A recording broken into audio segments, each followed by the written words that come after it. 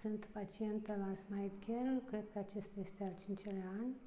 Atunci când am ales acest cabinet, m-am orientat la faptul că era o echipă de tineri entuziaști și, de asemenea, a contat foarte mult faptul că la vremea aceea își instalau și aparatura pentru radiografii. În acest interval am interacționat cu domnul dr. Daniel Ghinea, cu doamna dr.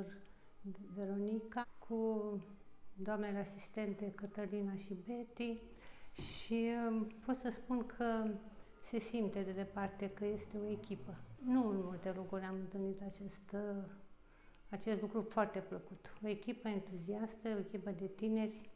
Știu că în fiecare an au făcut pași importanți pentru informatizare. Știu că în fiecare an au lucrat la relația cu publicul, care este una, după părerea mea, foarte puțin întâlnită la alte filme din România. Le urez succes!